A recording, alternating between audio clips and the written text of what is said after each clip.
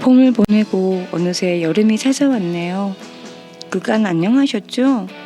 4월에는 벚꽃나무에 대해서 알아보았고요. 이번에는 봄나물에 대해서 알아보려 합니다. 봄에는 산에도 들에도 우리에게 유익한 나물들이 지천으로 많이 올라오고 있지요. 산에 가면 참치와 곰치나물, 고사리 등이 있고요. 들에는 냉이와 쓴바귀, 달래, 민들레 등이 있어요. 냉이는 된장찌개와 국, 무침, 튀김으로 사용되고요. 쓴바귀는 쓴물을 빼고 겉절이, 달래는 달래간장과 된장찌개, 부침이, 민들레는 장아찌와 겉절이로 우리의 식탁을 풍성하게 하지요.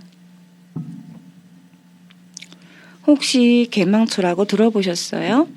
3월 무렵 싹을 올리고 6월에서 8월까지 꽃이 피어요. 개망초에 꽃이 피면 노란 꽃술에 하얀 꽃잎이 계란 프라이 같아서 어린 시절 소꿉놀이에 아주 훌륭한 반찬이 되었었지요. 저도 많이 가지고 놀았었어요. 오늘은 그 개망초에 대해서 알아볼까 해요. 개망초는요, 우리나라 전역에서 가장 흔하게 관찰되는 귀화 식물이랍니다. 도시 주변의 빈터 또는 1, 2년 정도 방치해둔 휴경밭에서 큰 무리를 이루어 피고 있고요. 개망초는 우리에게 아주 낯익은 들풀이지만 귀화해 온 지 얼마 되지 않은 신귀화 식물이래요. 일본에서도 마찬가지인데요. 에도 시대 말 관상용으로 도입되었다가 탈출해서 일본 전역으로 퍼져나갔다고 합니다. 개망초는 가을에 종자에서 발화하고 뿌리에서 생겨난 로제트 상태의 근생엽으로 겨울을 보낸다고 해요. 일반적으로 두레사잎불로 알려져 있지만 정확히 표현하면 전형적인 해넘이 한해살입니다. 종소명 안노수도 일년생 초본이라는 의미의 라틴어이에요. 개망초의 백색 설성하는 암꽃, 안쪽에 황색 관상하는 짝꽃이에요. 즉, 암꽃을 바깥쪽에 배치함으로써 타가 수분을 용이하게 한다고 하네요. 이러한 꽃 모양이 마치 계란 프라이처럼 생긴 데에서 일명 계란꽃이라고 부르기도 합니다.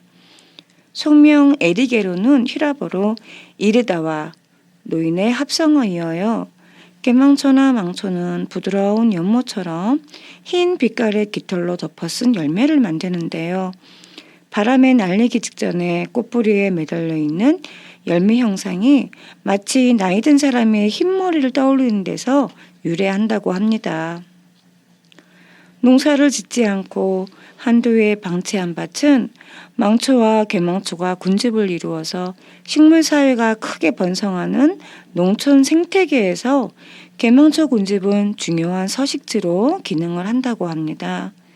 메밀밭, 유채밭과는 다르게 수많은 곤충과 야생 조류 같은 생명체들이 깃들 수 있기 때문이라고 해요.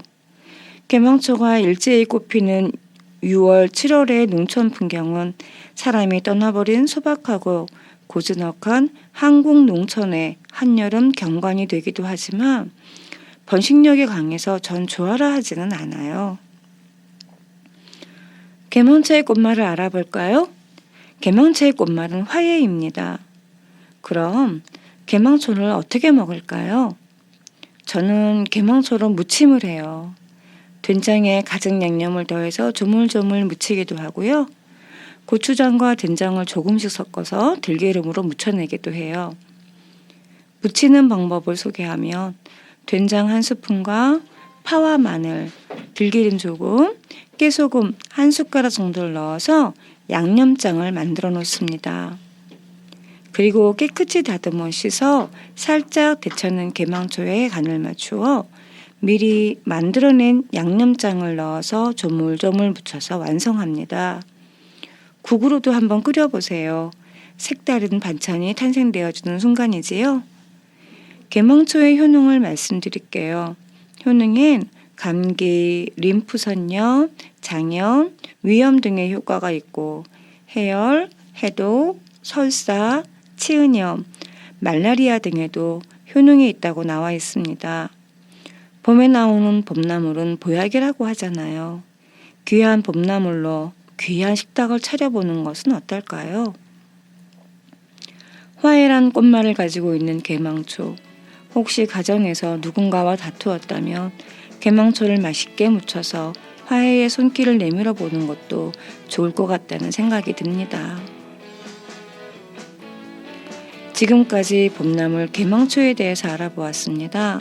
다음 달에는 우리에게 많이 알려진 추나물에 대해서 알아볼게요. 오늘도 행복하게 즐겁게 지내시고요. 다음 달에 만나요. 안녕.